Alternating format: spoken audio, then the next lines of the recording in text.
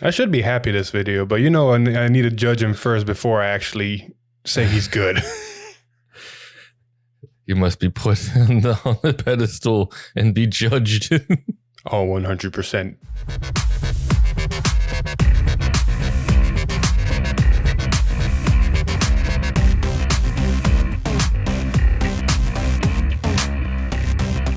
How's it going, everybody? Welcome back to another episode of V-Time, episode 152. We got a very interesting episode for you today.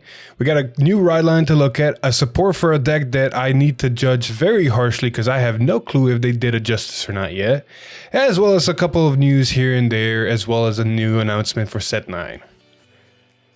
Fun stuff all around. You got anything else you think we got to talk about, Alex? I'll take that as a no. I'll let you know later down the road. Exactly. But with that being said, we're going to get this little show on the road. But before that, if you're interested in buying any cards from TCG Player, please use our affiliate link down below. Your purchases through this link help support the channel so you can bring more great videos like this straight to you guys. I am so sorry for the audio listeners because Alex was just now moving his mic, and that is not a pleasant feeling any time in the ear. Oh, look, man, I'm waking up. I don't have caffeine kicking in yet. I'm still drinking my coffee. We'll get there. Exactly. But before we get there, we got to cover some cards. First off, with a common grade 1, 8k power, here we go with the reading. Internet automation, right? Internet, right? that's the word, right? I've never read that word before. What did it do? Oh yeah, auto rearguard. When this unit boosts, if your order zone has 3 or more set orders with different card names, this unit gets power 5k until the end of that battle. Grade 1, 8k base. Correct. So it becomes a 13k booster. We've had 13k boost. They're giving us more 13k boosters with different conditions to become 13k boosters. I don't know why. I think they're running out of design space for commons to put anything in there. I will say I think this is definitely made for glitter for Eva more than Arkwright.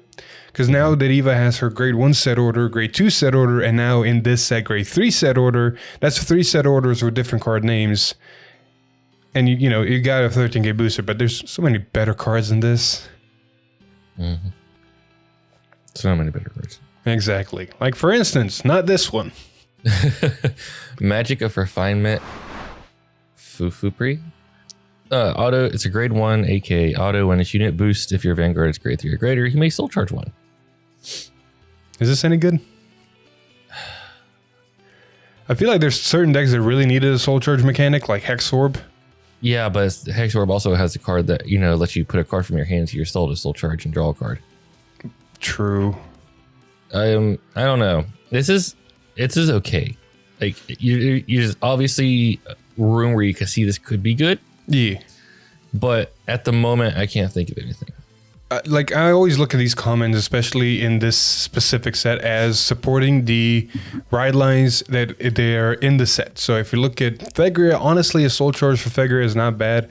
You soul charge a certain grade, you can kind of combine it with Maple and get cards out of your soul, back into your hand, kind of filter and all that.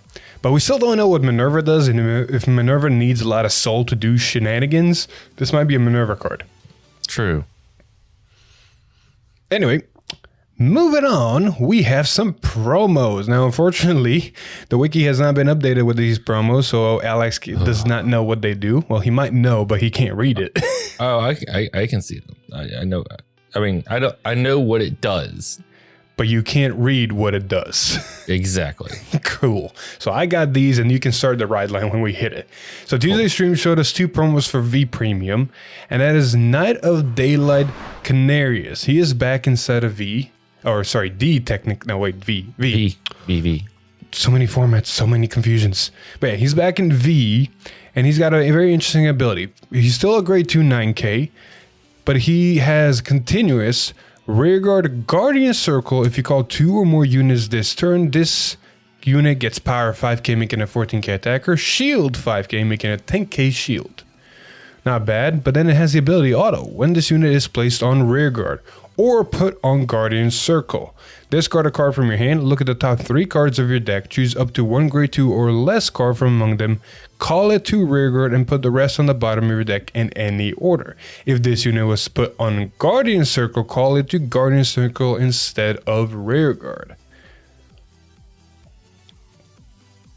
So, yeah, fun Gurgit support. Or technically, I guess you can say this is a Gold Paladin in general support.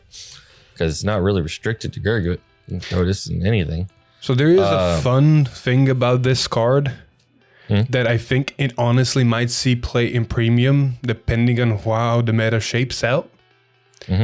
This card can technically, if you're lucky, go around Guard Restrict, Sentinel Restrict. Yep. Technically, it still can inside of V2 because all you have to do is use Gurgit's guard ability, guard with this, and then use its ability to guard with another card. True. So if you don't see like a perfect guard off of like the top 4 with Gurgit's ability, you just call this and then use his ability to hope to dig even more. So overall, he's got his merit. Ditching a card to call one is, for the field, it's a +1/+1. For the Guardian Circle is literally, oh, look at this grade 3 that's a dead shield in my hand. Let me discard and see what the top 3 have, and maybe I can get better shield value. Or like we said, a perfect card. Exactly. Overall, this is not a bad card. But then we move on to a Genesis card. I feel like you could understand the better use of this than I can because it sounds like it's more for Fenrir. This card originally was for Fenrir back in G. We're talking about Mystic Snake Jormungand. It's not Jormungandr, but it's Jormungand. It's like without the ander. They have to change it, here and there. Exactly. But he's back. He's a grade 2 still. He has 10k power because he's part of a Force clan, and he's got 2 nifty abilities. Continuous, when this unit would be soul blasted for the cost of your Vanguard's ability, you may soul blast this card as any grade between 0 and 3. Auto rearguard, once per turn, when your card is put into your drop from soul during the battle phase, counterblast 1 draw card, and this one gets 5k until the end of turn for each grade of the card put into drop. So this is very interesting. Yes, I can see this definitely as Fenrir support. I honestly can't remember V Fenrir if he cares what grades are getting soul blasted, in all honesty. But I'm surprised you're not talking about Valkyrion, because this is when I read this effect, the first thing that popped in my hand was Valkyrion. Like, don't get me wrong. I love this for Valkyrion because it gives you a more grades in your soul. Only problem with Valkyrion is the deck is so tight. And I mean, so tight that there's almost no way to move anything in that deck. Dude, I saw a Valkyrion player in one of the regionals playing a card that I did not know existed, that apparently copies the power of one of your rear guards, the crit and power of one of your rear guards for a counterblast. Oh yeah, just copy your Valkyrion with dumb amounts of crits and power. Yeah. Yeah, I've seen that floating around. I mean, it makes so much sense. Mm-hmm. Anyway, but like I said, like finding the space for that stuff. Yeah. Honestly, it's still not a bad card, and it's inside of Genesis, so maybe other Genesis decks may be able to use it. I think maybe Genesis Witches have some merit from this card, but regardless, being able to soul... Like, imagine if you, for some fucking reason, soul blast a Valkyrion out of your soul, right? Mm-hmm. This thing is not only drawing a card, but also getting 25k power out of it. Yeah. So overall, it's honestly not a bad card. I'll leave it to the V Premium people to kind of figure out how to actually splice it together. Mm-hmm. But with that being said, and giving Alex a pause of actually cutting cards and actually reading something, here's some Silverthorns and a whole damn right line. Yep. So we're starting off with Silverthorne Assistant, the Lona?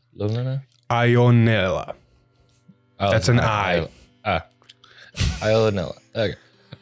Starter effect, straightforward. Don't have to say much. Oh, you gotta say much about the grade 1 though. Oh yeah, Silverthorne Assistant Arena. When this unit is rode upon by a Pale Moon for its clan, look at the top 7 cards of your deck. Choose up to 1 card from among them, put it into your soul, and shuffle your deck. And then auto, when this unit is placed on rear guard, if you have a Vanguard with Luquier in its card name, you may soul charge 1. This is a whole lot of stuff going on that, you get the 2-tier card to your soul, which is what the deck wants. And then you get the soul charge cards, which is also what the card wants down the road. The soul charge honestly is not as strong as I thought it was whenever we built the deck and actually played it. Like, I would not want to randomly soul charge, because apparently Luquier in D has made itself to where she is very much selective soul charge. Like, we can also see this in the grade 2 Silverthorne Marionette Lillian. She's the grade 2 for the ride line, and her ability is a very interesting one. When this unit is rode upon by a unit with Pale Moon for its clan, soul charge 1, choose a card from your soul and put it into your hand. And then when this unit is placed on rear guard or put on Guardian Circle, if your Vanguard has a Vanguard, if you have a Vanguard with Luquier in its card name, this unit gets power 5k shield 5k until the end of turn. So she's the only random soul charge in the ride line, and at that, even if you random soul charge the trigger, you basically pop that trigger into your hand. Yeah. So, I mean, overall, it's just pretty good. No, and you want to see... What now? Is it and it's shield, so... It's a 10k shield, it's a 15k attacker. Overall, she's doing everything she needs to do for Silverthorne. And not to mention, Luquier herself is fucking stupid.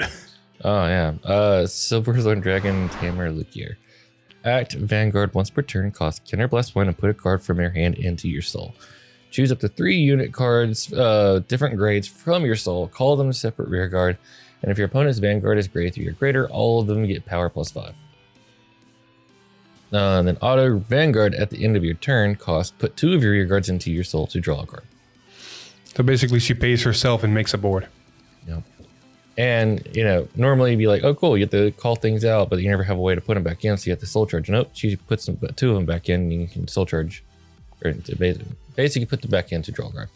I mean, look at it this way. Literally, just from the ride line, you already have 3 cards with different grades in your soul ready to be called out. That's not counting whatever of top 7 you put in.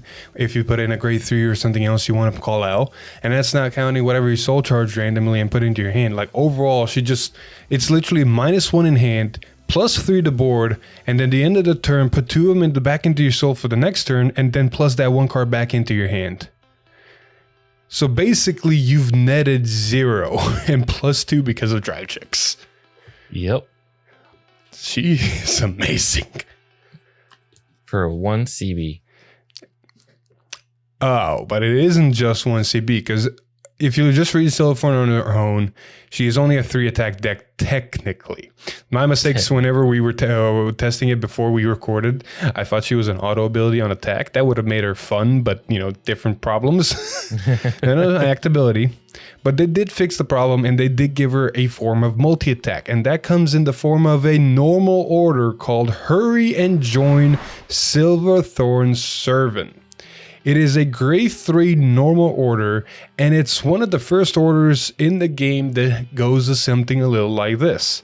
This card can be played from Soul, and play this with Counterblast 1 if you have a Vanguard with Luquier in its card name. Choose one of your rear guards and it gets auto rear guard. When your Vanguard attacks, put this unit into your soul. Choose a card with only Pale Moon for its clan and grade less than or equal to your Vanguard from your soul. Call it to rear guard, and basically it gains that effect until the end of turn. So what does this mean? You use Luquier, you call out 3 cards out. Grade 3, grade 2, grade 1, or grade 2, grade 1, grade 0, whatever combination of those cards. You choose whatever one of those units you want, you give it this ability, you swing with that unit, you swing a Vanguard, you put that unit to soul, and you pull out any Pale Moon card in your soul, which you have abundance of, add on the rear guard, and now you have a 4 attack deck ready to go. Not to mention, because you can play this order out of your soul, you're technically not minusing out of hand. Overall, this is fucking beautiful. I feel like because of the fact that you can choose a generic card to give the skill to, It's good. means there's going to be some weird, wonky combos floating around of like what you can and can't do. Well, you saw the video we recorded. I was using a Desired Devil for Greedon that gained 2k power for every stand rearguard and 5k fury or 5 damage. And I was just putting this effect on it because it would swing first when everything on the board was still standing, put itself to soul, and then call a Pale Moon out. So that's one way to do it. We're going to slowly talk about a card that you're probably going to be putting in the deck instead of that grade 3. And then we're going to also look at 2 more Pale Moon cards for the deck, starting us off with a double rare, right, Alex? Yep. Silverthorne, Breathing Dragon. Auto when this unit, it's a grade 1 AK by the way. Auto when this unit is placed in the back row rear guard from Soul. Oh, it'd be center.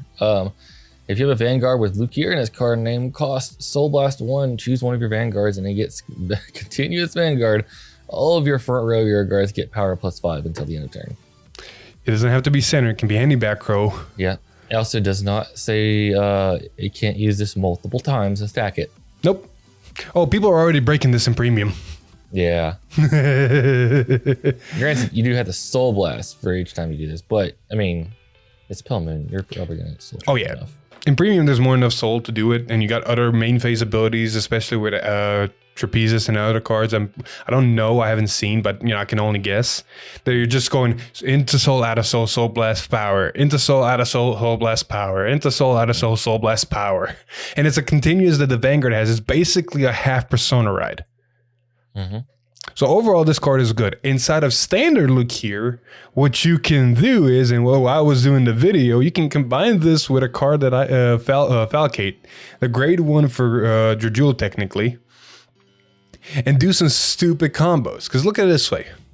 The only grade 3s in your deck is your Ride Line, maybe a tech card we're going to talk about here in a sec, and the grade 3 order, right? So if you Persona Ride, for instance, you now have the order and a grade 3 in soul. What you do is you use the order, you give it to a unit, you call this out, you soul blast that extra grade 3 Persona Ride you had in soul, and you put the kitty behind the Vanguard. Now you don't have any grade 3s in soul, so when you start swinging and you boost with the kitty, you put the order back into your soul, ready for next turn. The combo works, man. It works so well. And the funny part is as of this moment we're talking, like, we're going to talk about it here in a bit, but there's only one downside to this deck, but Luquier decided to fix that problem. Oh, 100%. We're going to first talk about the other Pale Moon unit we got, which is a triple rare Silverthorne Rising Dragon. He is back, and the beater that always was a beater is still a beater. Auto, when this unit is placed... What now? For the people listening, he has a grade 2 10k base. Yes, it is. Thank you. Auto, when this unit is placed on rearguard, put a card from your hand into your soul and draw a card. I kept forgetting to use that ability, but you know what? Sometimes you don't have to. But so it might have decked you out. Exactly. But this is the ability you really wanted for. Continuous rearguard during your turn if you have a Vanguard or Luquier in its card name and 2 or more of your units were placed on rearguard from soul this turn. This unit gets power 10k. And if 4 or more were placed, they get 10k again. So if you do the full combo with the order and Luquier, this thing is getting 20k on its own, and it's a continuous. So it just needs to happen. It doesn't need to see the cards getting placed on the rearguard. They just need to happen that turn. And this thing is a 30k fucking beater on its own. This is Megan for Pale Moon. It's also, if you use the card we talked about before this, it can become a 35 on its own. Exactly, because you put it out of soul. Or, no, Luquier can put it out of soul, give it 5k, and then the other card can give it 5k. This can be a 40k attack without even Persona Riding. Yeah. It's so fun. And then you can loop it with the order too. Oh, exactly. Now, the best part about Silverthorne is the fact that even this deck has a weakness. The order is a CB and Luquier is a CB. There's currently no real good counter charges in sort of dark states unless you want to discard cards from your hand and just counter charge because you discard 2 cards out of your hand. So the most you can do Silverthorne full combo is twice because you only have 4 CB to work with unless you heal 1. And then you can do it maybe 3 times. Yeah. Actually, I'm lying. They changed that. They actually fixed that. Hey, look, it's Silverthorns, It's a deck that they want you to play and abuse. So why not use it the best way possible? with Circulate Acrobat or Searchy. We're gonna go with that. It's a grade 3, 13k base common auto. When this unit is placed on rear guard from soul by the ability of your Vanguard with Luquier in its card name, you can soul blast 1 to countercharge 1. I love how not too long ago we were talking about how commons have started losing their actual appeal and usability, and lo and behold, a common came back. That's like, okay, this is getting ran a lot. So the grade, when it said choose 3 different grades to call from your soul. This is your grade 3 you're calling every time. Yep, that's a grade 3. Now it makes your Vanguard almost completely free. Only thing you're paying is a soul blast to call 3 units out. And you can technically put the ability of the order on this thing, swing at it first, put it to soul, and call something bigger out. Either the ride line, that's a 15k, or you call out another dragon and it's a 30k. So overall, this deck just became super self-efficient. Yep. We know what Silverthorne does now. Kind of scared to see Maelstrom. Dude, I'm scared to see Minerva. That too, yeah. She's a Vanguard. Yeah, she's a historically restanding Vanguard. What the fuck is she gonna do?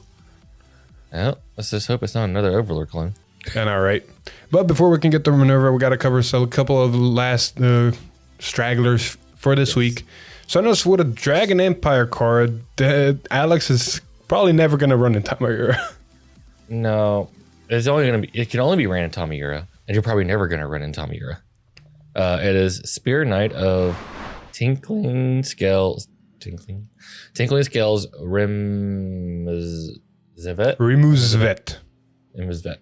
It's a grade 2 10k rare. Auto, when this unit is retired from rear guard or guardian circle by your if your Vanguard is a glitter, you may put this card into your soul. So I see the merit of this card. The problem is this Tamariura is so tight on space now that you're probably never going to see this card. Like, this card would be amazing if this came out in Tamariura set 1. Yeah, because then you can call this to rear guard, attack with it, call over it, because it doesn't say it has to be retired from soul. Put their abilities. Soul. Yeah, so when you call over this with the dolls, it'll put itself back into soul. Not to mention, if you have it in your hand and you want to guard with it, it'll still go to soul just like the dolls. Exactly. So like everything's just going into your soul. It's like this was been a great card back in the day, but now that you give us 2 more dolls, I will say this is a really good card to put in the deck. If you for some reason can't get your hands, stop yawning. If you can't get your hands on broken toys. Yes. If they're expensive for some reason and nobody's coming off of them, like let's just say the the research card and how hard it is to get, this is a good substitute. Yep. But with that being out of the way, we actually got to talk about good cards, or maybe good cards. We don't know yet. Cards. What'd you say, huh? I said maybe good cards. Maybe good cards, yeah. So Thursday stream happened. They showed us some support for Kheios again, and they announced that the new Mikani will be a grade 1. They also told us that Mikani was going to be overwhelming support for the deck. They lied about one part, and it's not the fact that it's a grade 1. I will hold my reservation after we record the video. We have not recorded the video using the new Mikani yet, but its effect and its thing, it's a grade 1 8K, and it's called Go Ahead Mikani. Go ahead and show me if you're good enough. Our auto. When this unit is placed on rear guard, you may soul charge 1. Beautiful to the fact that it says may. I like that fact, and it's a soul charger. We'll take it. Brainwash is coming back in the deck. Act ability, rear guard. If your Vanguard is grade 3 or greater, put this unit into your soul.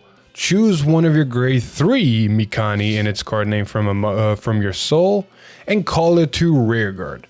So basically, you run 8 copies of this. You're running 4 copies of this. You're running 8 copies of grade 3 Mikani in a sense. Yep. But that's not where we ended. We ended with Glitter Kheios. Continuous in the soul.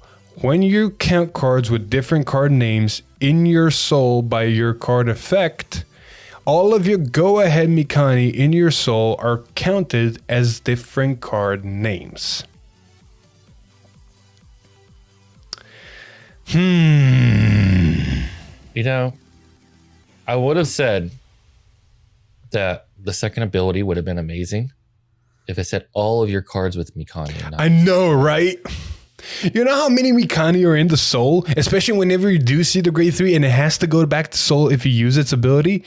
There's like 8 of them at that point that you can have. That's your condition. Why was he not just all Mikani's? Why does it have to be him specifically? Now, granted, I will take a card that says I can be played out of 4 of, and I count as my condition as 4 different cards if for some reason I'm in soul. This just reminds me of Reindeer in V, where it's like, I count as a trigger, so you can play 4 of me in this Highlander deck.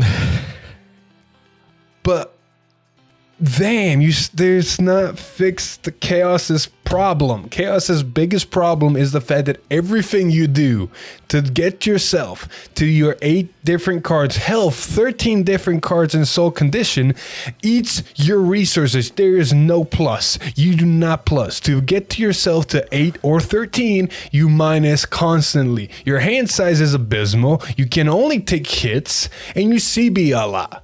This does not fix any of those problems. This just gives us more consistency on multi-attack. That may be the fixer. That may give us the wins, but that does not fix the main problems.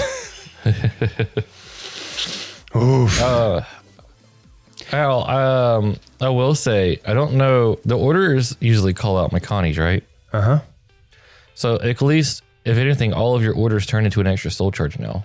Because you can call this out, soul charge 1 on top of the order soul charging. You're not wrong. You can combo it all. No, actually, no. The order's not. There's only one order that calls out Mikani, and even that order gives it 10k. So you don't even want to call this out. You want to call the grade 3 if it's in soul. Yeah. And the other order still makes. See, you, when you got your dolls, your new order made so much sense. Hold on. Disclaimer for people that are watching and or listening.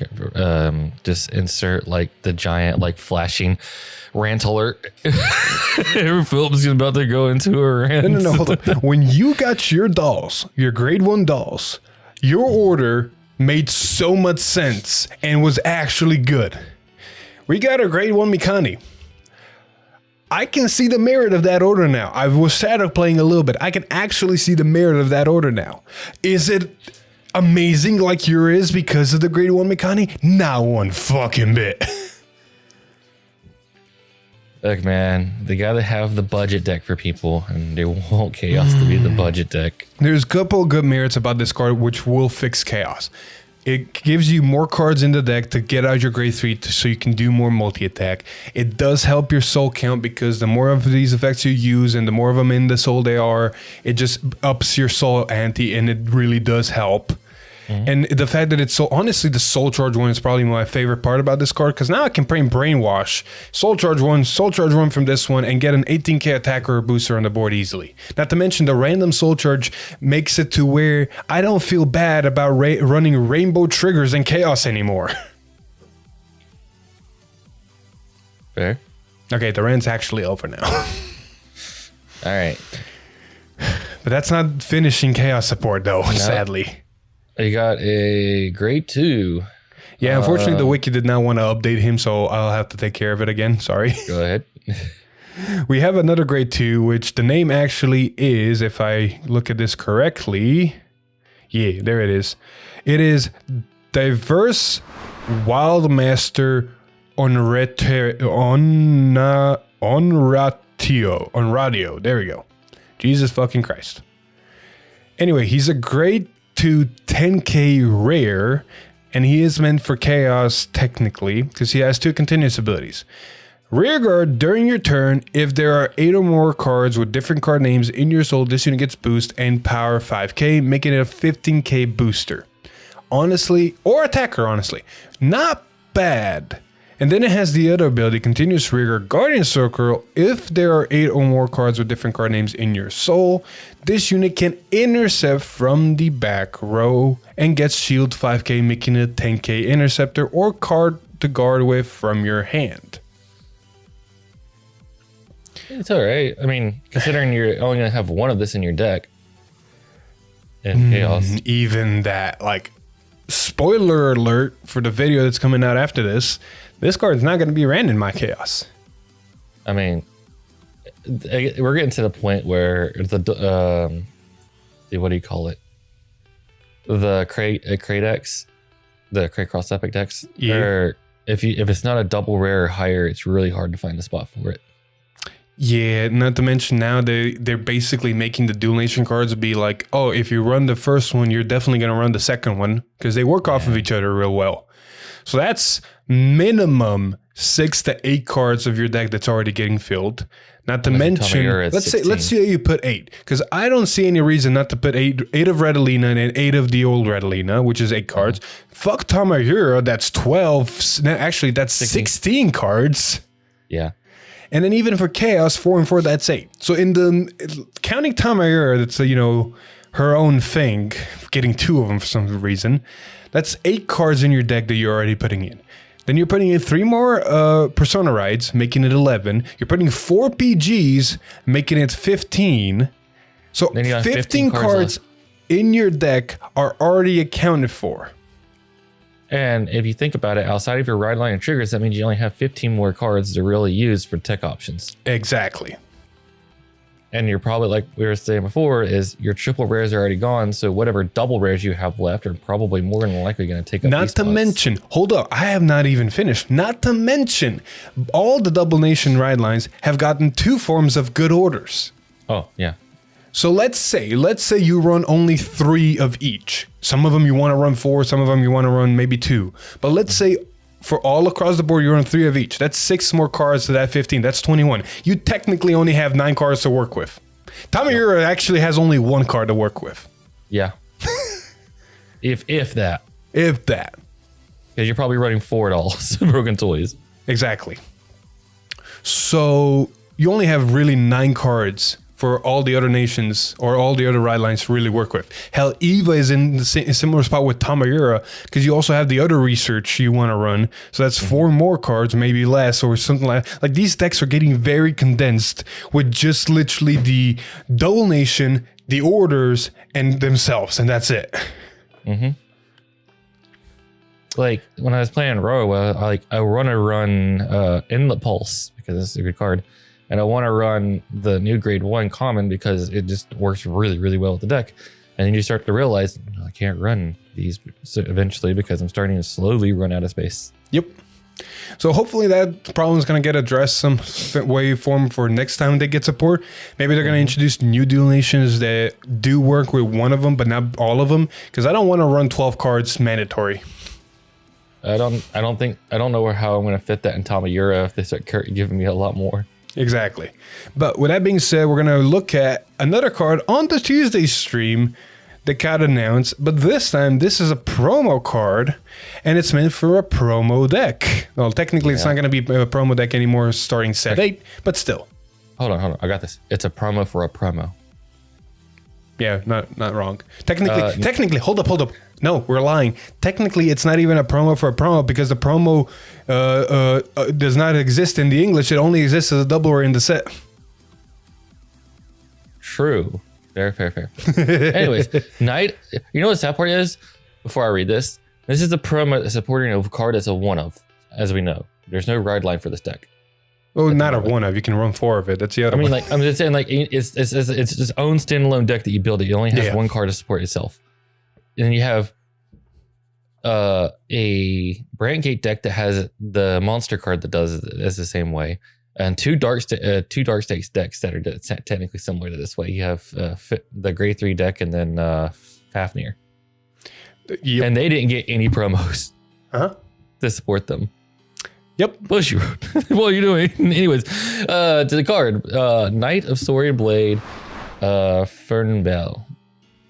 It's a grade 3 auto back row center rear guard. At the end of the battle that this unit attacked, if your opponent's Vanguard is grade 3 or greater, cost Soul Blast 1, discard a card from your hand.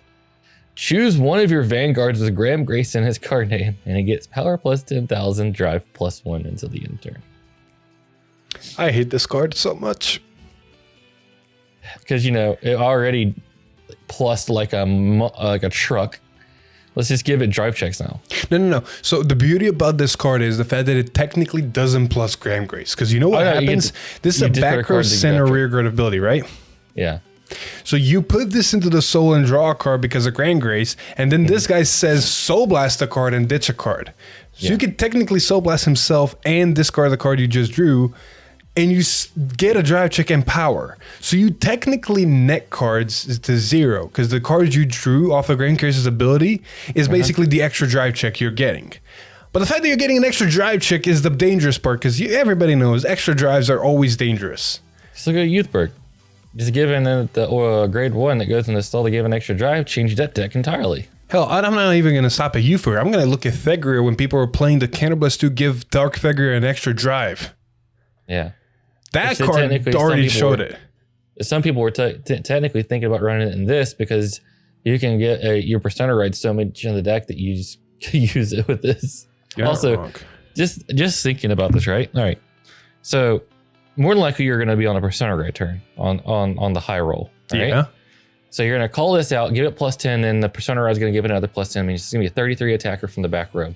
Mm-hmm. Vanguard's going to have +10 because of Persona Ride, and this is going to give it +10 and an extra drive. So it's going to be another 33 from the Vanguard with a drive, with triple drive. Dude, if you just put 4 triggers on the board, those are already 30k columns on their own. Mm-hmm. This deck is getting stupid. And then on top of that, it's like, true, you have to discard a card, right? But you drive check, so you make it back. The only downside is that you Soul Blast, so technically you're Soul Blasting 2 when you do Graham Grace now. No. You Soul Blast. You basically Soul Blast himself. Yeah, but I mean, he'll go back into the soul at the end of the turn. Oh no, instead of Graham Grace being free and only 1 CB, now he's a Soul Blast 1 actually. Yes. Oh no, woe was you. I know. Anyways, but the top part is they're still technically plussing because Graham Grace drew a card off its ability, and then the card going in the soul drew a card, so you drew 2. So technically, you still +1. You don't when you think about it. I needed to talk to some judges in all honesty, but I do believe this still works this way. Because the end of battle happens, both Graham Grace and him see the end of battle happening, and both of their effects do trigger. So you can technically put him into the soul and then use his ability to Soul Blast himself. Yeah, you're right. Yeah. I will check with judges because that's a weird ruling always, but I am 99% sure that is how it works because the auto abilities do see the end of turn and they do trigger.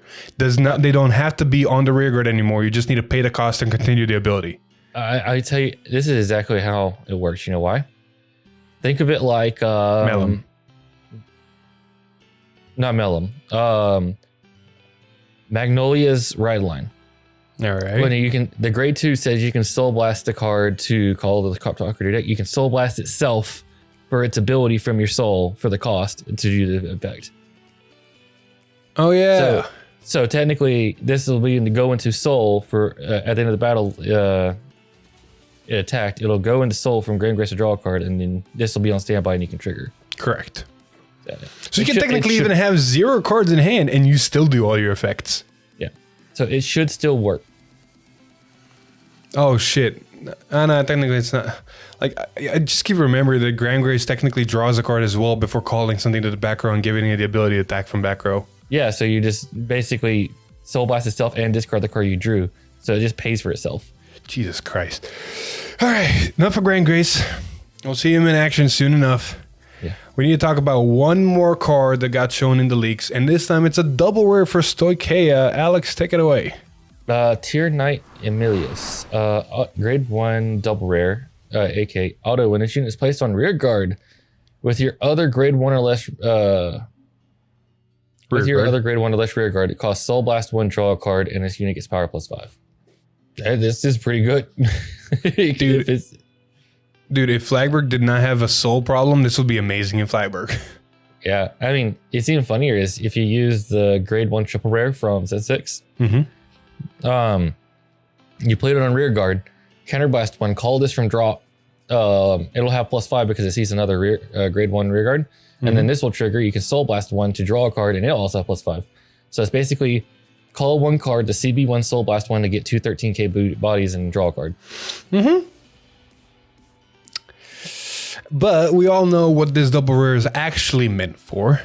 It's meant for Maelstrom. Dude, Which kind of scares me because this is a double rare for Maelstrom. Like, what is this deck gonna do now? Because obviously they're changing it somehow. So we're starting to see a lot of double rares, or starting to see a lot. Like I'm saying, just from having 1 card in mind right now. There's a Dark States double rare we covered at the end of last week, which was when it's placed from Soul, it gains 5k and the ability that when the attack it boosts, it hits, you can put it back to Soul and draw a card. 100% meant for Luquier, but it's generic enough to be able to be played in any other deck that can call it out of Soul, at all. But again, it showed a lot more merit in Luquier because you can, easily call it out with Luquier. It gains 5k, it's an on-hit ability. This card is in the same fashion, I want to say, because we don't know what Maelstrom's going to do, but any deck can use it generically. But I'm thinking Maelstrom's going to be able to use it a lot more than any other deck. Which, again, scares me to death. Because Maelstrom back in the day was either, when it sees a certain battle, it does something. So if it's going to start calling cards now, does it just mean that it's just going to call this thing from a... So there's one thing about Maelstrom that is a little bit changing, and if we don't look at completely at G... Because think of it this way, Luquier had the same problem, because if you looked at V Luquier, you had Excel circles to extend your multi-attacks. So they had to fix that of how do we still multi-attack in a deck that is known for multi-attack and calling out a Soul without making an Excel circle. Let's make an order that's going to say put it to Soul, come out of Soul. How is Maelstrom going to do it without copying Flagberg down to the fucking T? I will say this card scares me in all formats. Well, not V, but premium and standard. Because this is just a generic Stoicheia card. Yeah. Which means any Stoicheia deck can just say, at any point, if I have a way to superior call a graveyard, I can basically Soul Blast 1, draw a card, and have a 13k body. Hell, it doesn't even have to be superior card. It's literally just call it normally, Soul Blast 1, draw a card. I've netted 0 and made a 13k attacker on the board. I mean, how many times have I grade 1 rushed in Stoicheia? And how good can this be? Just grade 1 rushing? Oh yeah. You don't have to remind me. Anyway, with that card being talked about, that has actually been it for last week's leaks. If you're interested in any of the cards we mentioned, go check out Triple Sleeve TCG. They got great deals on singles, clan splits, and cases, so go check out the website. Link will be in the description. Now, that's been it for this week's leaks. Upcoming, tomorrow technically, at the time of dropping this, if everything goes according to plan, we're going to get Tuesday stream. And on that Tuesday stream, we're getting Tits McGee again. Basically how they worded it, revealing cards related to Thegria from Booster Set 8 Minerva Rising, including the new Maple. All right, so my big thing about this is that Maple either makes or breaks the format. Yep. Because the other Maple is already a staple in like, what, 2/3 of all the freaking decks in Overdress? Pretty much. Like, she's just a free unit on the board if you just ride. It's like you instantly just put it as a one-of in any Stoicheia or Keter deck. So depending on what the generic ability is that's not related to Thegria, depends on how much this breaks the format. Like, don't get me wrong, you can look at Mikani the same way. Like, imagine Mikani inside of Barrow. I'm going to call the grade 1 to soul charge 1, and then I'm going to put the grade 1 to my soul to call the grade 3 out. Like, don't get me wrong, Kheios is the only one that can utilize him fully, because otherwise he's just a vanilla 13k. But still, that's options. I mean, here's a fun way of looking at this. If for some magical reason you're playing a Dark Stakes deck and you just want free rear guards without thinking about it, you can run one of each copy of each of the dolls. If you have them, if you have the grade 1s in your soul, you just call the grade 2s on a grade 2 turn, soul blast the grade 1s to draw a card, and then counterblast 2 to call them back and make 4 rear guards for 2 CB. I don't think I haven't been thinking about this, dude. If CB wasn't a big ass resource, I can technically put those in Bruce and have attackers. Or boosters, technically. I can make a column. Holy shit. No, wait, I can't. Oh my god, I think I might have gave Lon a fun idea. Which is? Put those in Barrow, right? Yeah. You use your you suck them up in the soul with Barrow. Barrow's ability calls the two grade 2s out. You use the grade 1, grade 2 to soul blast the grade 1s to draw a card. When it calls out from Barrow's effect, and then you call them back. Well, you need 2 CB. Barrow's already hard on CB. I know, but if you have the resources in Barrow, you can technically make a whole 4 board again. I know. Anyway, that's Tuesday stream. And then Thursday stream. Oh, we're getting some good goodies for Thursday. Talking about, how we don't know what Maelstrom's going to do, and then we're scared. Well, we're going to figure out what Maelstrom's going to do on Thursday. Yep. The key of its ability is about rear guard stand and Tear Dragon. Oh, so it's going to get another Tear Dragon that's not himself? I didn't even know we had Tear Dragons before Maelstrom. Maelstrom was a Tear Dragon. Oh, I never know. I don't look at races. The only time I actually look at races is when it was Gear Colossus and then Prayer Dragon. Which scares me because that means we're getting it's going to revolve around a Tear Dragon. It's not Maelstrom. But it is basically going to be standing rear guards, which we kind of figured. I'm just curious to see how they're going to do it. So it's literally not the other side of Flagberg. Yeah. Because literally Flagberg is kind of like almost a carbon copy of Maelstrom. But that's not the only thing Thursday is going to be revealing, because apparently we're also getting a unit profile from Dark States. So interesting. As a Dark States main, I'm actually excited. Anyway, with those 2 out of the way, we only got 2 or maybe 3 bits of news that I do want to talk about. First of which is that we actually have an English release date for Booster Set 9, and it's March 31st. Away Bruce is on his way, and I can't wait to see what he does. Away Bruce is on his way. Dude, whoever said, I'll keep saying this, whoever gave the name Away Bruce, because he looks like he's wearing an away jersey, was fucking genius, and I love it. And the name stuck. I hope it stays. I hope that's your real name now. But if you're listening, call him Away Bruce. Diabolos Away Team Bruce. I know you've already printed the card, but just errata. Errata the name. You errata so many cards already. Just do it. It's not nothing like a Violence Unrivaled, but it's do it. Do it. Just do it. Anywho, the other thing I do want to talk about, because we can't just talk about good things on this channel. We can't just talk about fun stuff and new shit. We got to talk about some problems that the community keeps bringing up. Because there's always problems. Alice, what are your thoughts on the DLC prices for Deer Days? So, can of worms, here you go. No. So here's my mindset. So they're charging, what's it for the individual sets prices? $10? Anywhere between 10 to 20 depends on the region, I want to say. Okay.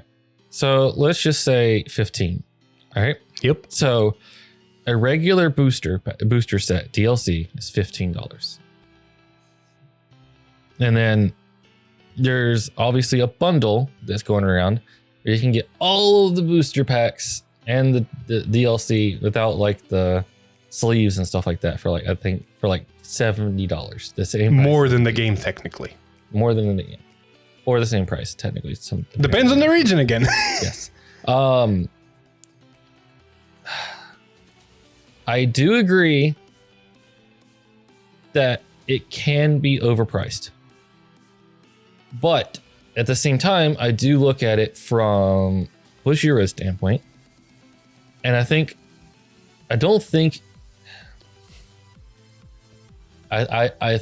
the community is wrong. Ooh, hot take. You're going to get steamed. No. Let me explain myself and everybody will understand why. I think the bundle, they are wrong.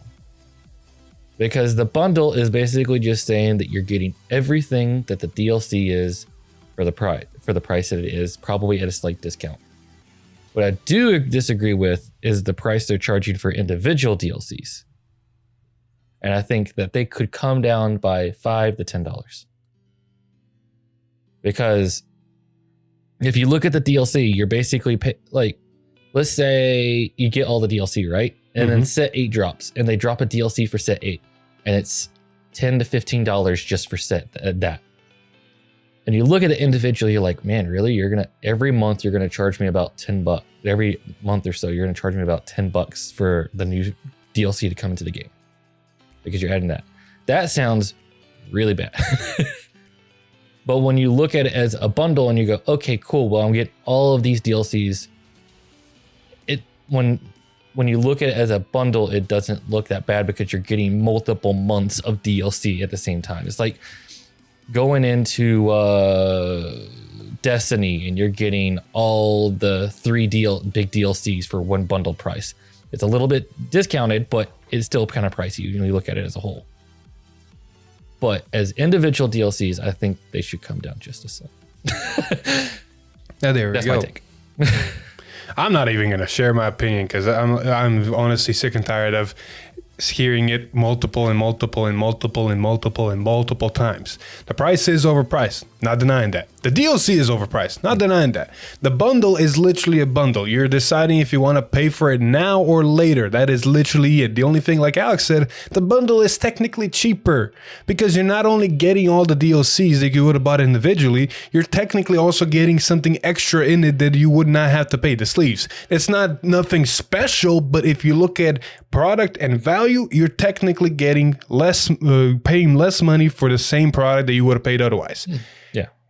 There's also another problem when the DLCs are dropping, because the first DLC, Booster Set 6, is dropping all the way in February. Next one is in end of March. Next one's end of June. Next one's somewhere middle of July and stuff like that. They are far away from both English and especially JP releases. That is definitely a problem. Nobody is denying that, but oh well, that's the way the fucking is.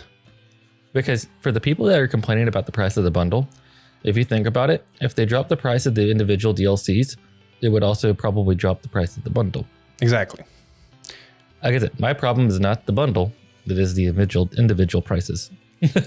All of these problems are legit problems, and yes, they could have been better. Everything could have been done, but you know what? It wasn't. I don't know the reasons.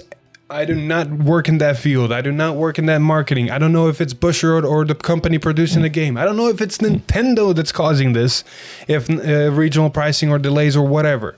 I can't point the finger because I don't know whose fault it actually is. Nor do I know the industry well enough to even understand why it is happening this way. So I'm going to just play the game, enjoy myself, and cry a little bit because I have to pay that much, but say, oh well, I'll suck it up. So here's going to be the fun part. Here, you thought that was going to be what's going to get you the fire, but this is what's going to get the fire. Oh, Jesus. Are we just competing who's going to get roasted more from the community now? No. Like, you'll understand and agree with me. But I know there's going to be people that argue with me about this. So if you think about it, you're paying essentially $10 to $15 for the next set that comes out, right? Mm-hmm. How many people have paid for a season pass that's like, what, $30 for a game? For a season pass? I mean, Destiny's technically every 3 months $10. Yes. So you're almost paying the same thing. Dude. And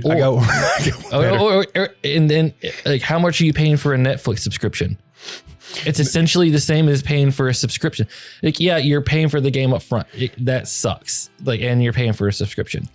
But like, games have done this already, like Destiny and subscription service games. So Alex, here's a good example. How much, or no, actually not how much. First question, what nations did you pick up from set 6? From set 6, I just picked up the Keter. That's it. Cool. How much did you pay for Keter a month ago? $100. To get a full play set of Keter, right? Yeah. What are you picking up out of set 7? Keter and Stoicheia. Cool. How much you're going to have to pay here in the next couple of weeks for those two? Unless things have changed, probably 200. Cool. What if I told you for only the little price of $10? Okay, let's say full game $80. you can have all of set 6, all of the cards, and all of the nations. I know it's a fat take, but it's true. I mean, I was talking to this about one of the local guys at our shop because he got the SP packs, the SP sets or whatever. You only get 1 copy of every SP from that set, but you get 1 copy of every SP from that set. Now, I know people that will pay $300 for an EVA SP. You can't tell me that you're not going to spend $40 for a playset of EVA SPs in the game when you're spending $300 for 1 physical copy of an EVA SP. Like, there's a two-way street. Because a lot of people are going to give furious for what we're saying about now because either they misunderstand us or they just don't like what we're saying, which is completely fair. Everybody to their own. I can't change anybody who doesn't want to get changed, and I can't change anybody's opinion, nor do I want to change anybody's opinion if they really do think differently. The only thing I will say on the other side of the coin is, yes, we're talking about people that can't afford the game or that have the money to do all this shenanigans that we're doing. Hell, there's people that bling out fucking Shaman King. And you know how expensive it is to bling out Shaman King? Dude, you do not want to know. But we're also then need to talk about the people that can't afford this stuff, which means the game that's $70 and DLC that's $10 every 2 months or every month is not a really good price point for people to get into the game. I 100% agree with that. But without to sound like a broken record, and don't misunderstand me, I don't mean this in a bad way. That's just the way it is, unfortunately. My biggest issue with the game isn't even the price point. My biggest issue with the game is they had to drop it a day before Pokemon. So now I have to decide when which one I want to play because I want to play both and I don't have the time to play both. Hey, what about the fact that they dropped it a week after God of War, huh? I know, but I'm saying, like, it's just that my issue is their timing of the release, not so much as it is the price. There you go. Because I would like to be able to enjoy both games equally, but I can't. Right. I know the comments are going to get inflammatory with either, you're right, or no, you're an idiot. Yeah. What the fuck are you talking about? But leave them in there. I'm going to read them and then just be respectful. That is legitimate. Be respectful, because I honestly, if I could have talked to anybody with a differing opinion, I would be respectful. I will actually listen to you. So do be respectful in the comments. I will read those comments and see your points you're making. But if you start being disrespectful or do anything else, I am sorry, you're going to get just banned. Just don't be a dick. There we go. Anyway, with that little, what do you call it? Poking at the community, looking for trouble. What are the words? Poking the fire with a stick. Yeah, no. No, what's it called? Adding oil to the fire or something like that. I don't remember. Stirring the pot. Yeah.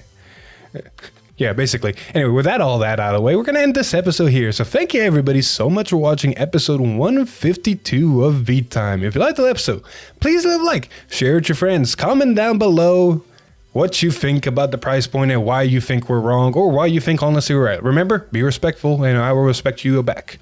But with that being said, if you like what we do here, subscribe to the channel, ring that bell to get notified, maybe and follow us on Twitter, join us at Discord, like us on Facebook, watch us streaming on YouTube, or maybe listen to this podcast and many more things to come, potentially on Spotify or Apple Podcast. But with that being said, I have been Philip. This is Alex. And we will see you guys in the next one. Bye. Woo! How much you want to bet there's going to be so many comments just going at us 100 miles an hour? I feel bad for your notifications coming through your phone because it's going to be bad. I welcome it. Come at me.